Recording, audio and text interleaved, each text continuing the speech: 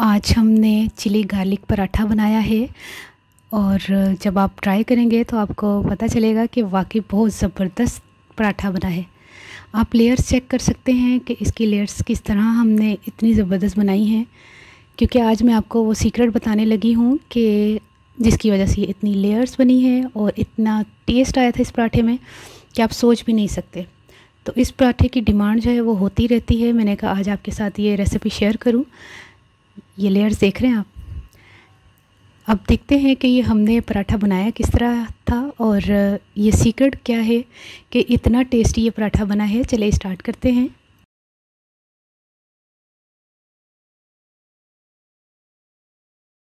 बिस्मिल्लाहिर्रहमानिर्रहीम। अस्सलाम वालेकुम। क्या हाल है तमाम देखने वालों के? सब अपने घर में खुश रहें, आबाद रहें, आमीन सुम्मा आमीन। आज हम चिली गार्लिक पराठा बना रहे हैं। सबसे पहले मैं आपको बता दूं कि आटा हमने गूंदना किस तरह है। 1.5 कप मैंने मैदा लिया है और जस्ट बस नमक डाल के थोड़ा सा हमने इसको गूंद लेना है।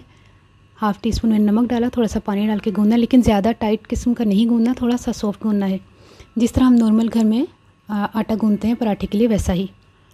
ये देखें, इस तरह हमने गूंद लेना है।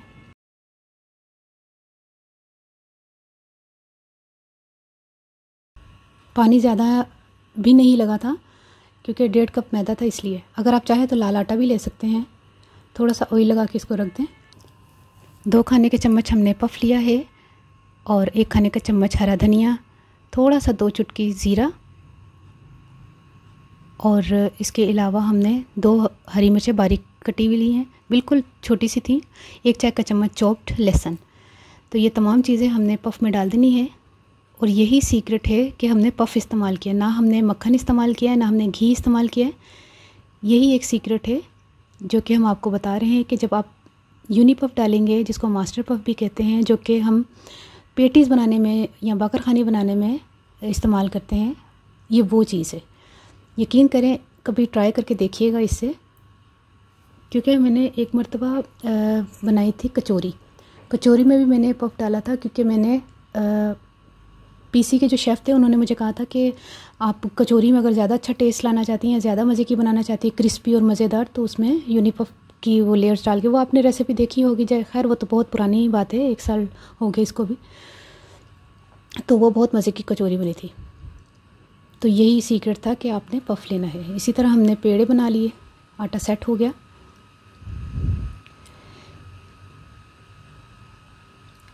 उश्का लगा के थोड़ा सा बेल लेते हैं। यकीन करें, जब आप एक मरतबा इस पफ को इस्तेमाल करेंगे ना, कि जैसे हम कहते हैं नॉर्मली कि चलें कुछ नहीं होता मक्खन डाल लें, नहीं, बहुत ही अलग से टेस्ट आ रहा था और ऐसे नहीं लग रहा था कि हम पराठा खा रहे हैं, पता नहीं क्या लग रहा था, कुछ डिफरेंट सी कोई चीज़ लग रही थी। इतनी पतली हमने बेल लेनी है रोटी।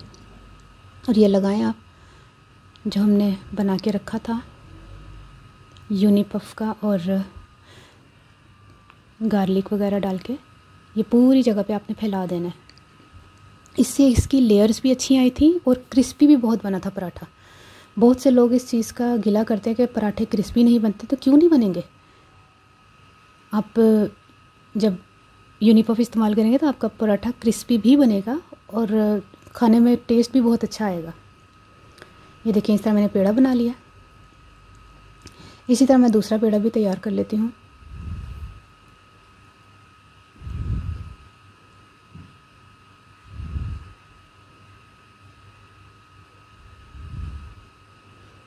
कभी कभी कोई चीज़ ऐसी होती है कि हम सोच नहीं सकते कि ओहो ये तो चीज़ हमारे जहन में आई नहीं।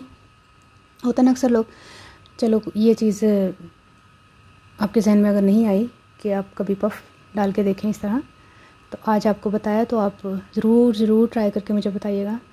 और जो नहीं ट्राई करेंगे वो पछताएंगे, यकीन करें। इतनी बड़ी बात कर रही हूँ क्योंकि इतने मज़े का पराठा था कि शायद ही आपसे कोई ये ना पूछे कि आपने क्या डाला है।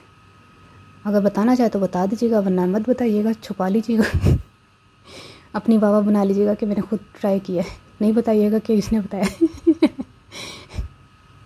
ये देखिए, इसी तरह दूसरा पेड़ा भी मैंने बना लिया है।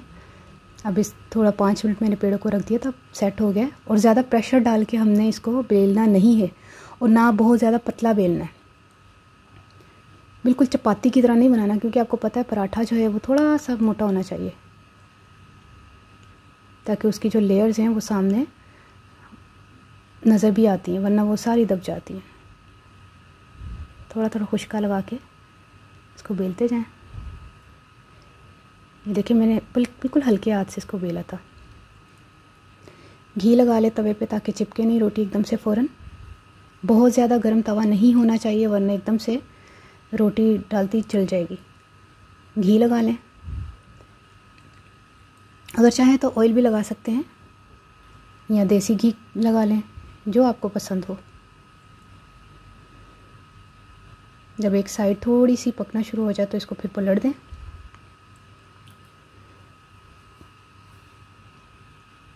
अच्छा, घी में थोड़ा सा जिसको कहते हैं ना कि अपनी मर्ज़ी का लगा रही हूँ। कम लगाना चाहते हैं तो कम लगा लीजिएगा, और नहीं भी लगाना चाहते तो बग़ैर घी के भी ये पराठा बड़ा ज़बरदस्त बनता है, बना लीजिएगा। ऊपर आखिर में आप मक्खन लगा लें या देसी घी लगा लें। अच्छा, ये इस तरह का पराठा खाने में ना मज़े का भी बहुत लगता है, और ये वज़न भी कम करेगा। अब आप कहेंगे इतना घी लगा हुआ तो पराठा वज़न कैसे कम करेगा? तो दूसरे पराठों के मुकाबले भी वज़न इसलिए कम करेगा क्योंकि इसमें लहसुन है और हरी मिर्चें। आपको पता है कि हरी मिर्चें जो है वो मेटाबॉलिज्म आपका तेज़ करती हैं, लहसुन जो है वो वज़न कम करने में काम आता है। ये देखिए कितना ज़बरदस्त पराठा बना है। इसी तरह हम दूसरा पराठा भी बना लेते हैं।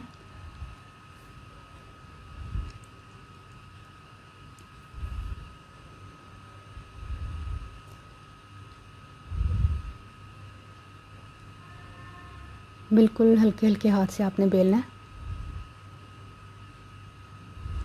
ये थोड़े थोड़े किनारों पे थोड़ा चिपकना शुरू हो गया था ना, ये थोड़ा थोड़ा सा पफ जो है वो आपको पता निकलना शुरू हो गया था, तो इसकी वजह से। लेकिन वाकई बड़ा ज़बरदस्त माशाल्लाह से लेयर भी अच्छी आई थी और क्रिस्पी भी बहुत बना था।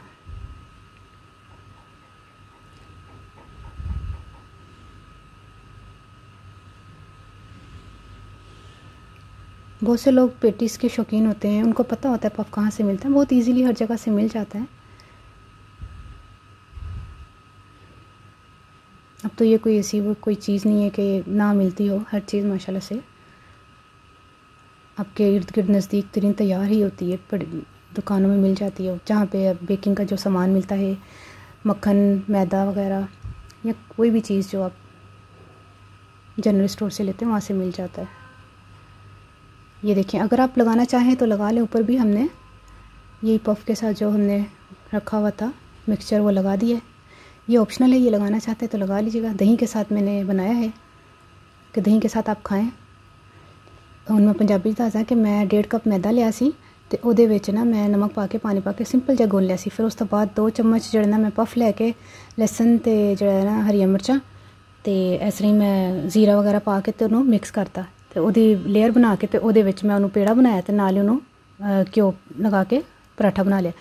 ट्राई करके मैनूं ज़रूर दसना तुहानूं रेसिपी कैसी लगी। अपनी दुआओं ज़रूर याद रख लेना। ओके, अल्लाह हाफिज़।